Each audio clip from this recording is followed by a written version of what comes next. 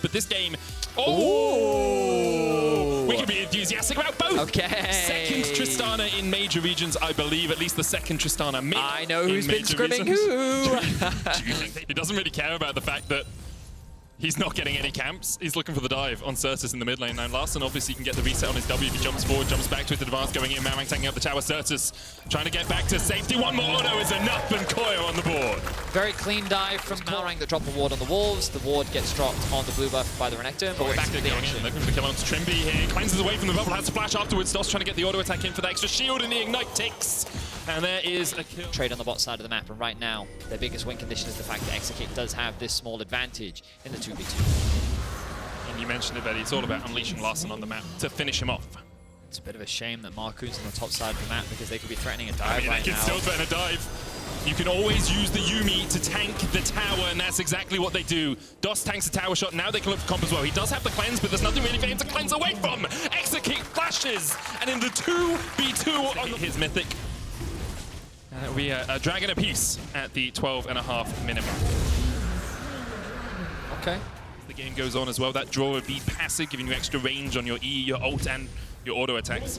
Will help her. It's always an awkward one when you're casting and you have these. They can then just keep that top wave pushing in. Notice the positioning right now of Shigenda and Malrang. To contest this, he could have smited it 300 health earlier, and he missed the smite, so it would have. Australia sitting at 1 and 5. If you can get, I will say, SK there says 4 and 2. They're actually only 3 and 2. That's right BDS now. that's 4 and 2. It's right? BDS that are 4 and 2, whereas SK. So BDS and SK just trying to get in here. Double TPs being used as SK try and fight for the third Drake. Nature's Grasp coming in. Marcoon on that front line. Certus onto the back. Final chapter being used as well, and Certus is doing a lot of damage here. The smite comes in from Malrang. It's Koi secure their third dragon. Flash away by Malrang as well, but now they're corralled into the zone of death. A wall of history. Comp cleanse jumps away. Trimby low though. Execute still on the chase, and the TP behind them by Certus as he tries to lop them off. Trimby going low. Certus gets the double. Flashes away from Shigenda. Another one on the menu. That's 4 so far for SK as they look to make it 5. Comp has nowhere to go, and Certus and Marcoon will slay him where he's. It looks like Koi will give it up. Bammon now secured for SK. Along with it, a 6,000 gold. Okay, wow, what a commanding performance from SK. 26 minutes in, and they've blown this game wide open. It's going to be an inhibitor here. Koi giving it up. Larson is backing, but that inhibitor falls very quickly. Oh, inhibitor tower at least. SK can continue to push. Marcoon trying to act as a bouncer as Koi and Malrang try and flank. Nature's Grasp coming out. Now they'll all line up behind that big Sejuani. None of them get rooted. Larson jumping forward. Final chapter being used as well. The bubble does connect. Malrang going forward. The twisted advance of Certus isn't here, but Malrang's already dead in a 4v5. SK still coming out on top. Yeah, this was one of the dark horse teams that I've been told about. They've been doing well in scrims, and it was about could they translate their scrim performance onto stage. And we even heard it from the players in an interview. They said like they knock onto the towers of Koi's base. And Koi, after a good first week, really struggled this week. Currently 0-3 in their last 3 games. Looking to try and upset it a little bit, get that win on the board, get out of that losing streak, but SK are not giving them an inch, not giving them a moment to breathe as they push forward for this second inhibitor. Shigenda trying to get round on the flank. Marcoon stops it.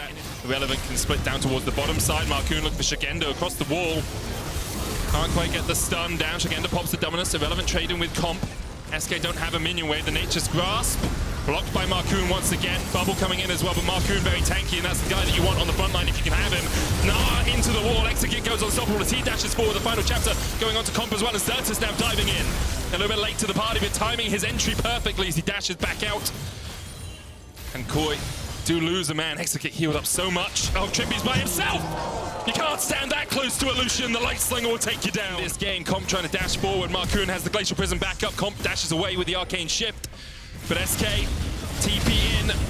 Glacial Prism on Comp. The culling being used as well. SK, they can chase them down here, or they can just go for the Nexus Towers. Larson flashes across the wall. Doss was on Certus' shoulders, so SK a little bit split, but those Nexus Towers, the target right now. The second one will fall, and SK, after a disappointing start, have toppled Titans this weekend. Hysteria for them as they go 4-0, killing off Koi. A surprisingly dominant game from SK. Yeah, the start was slow, but so much of the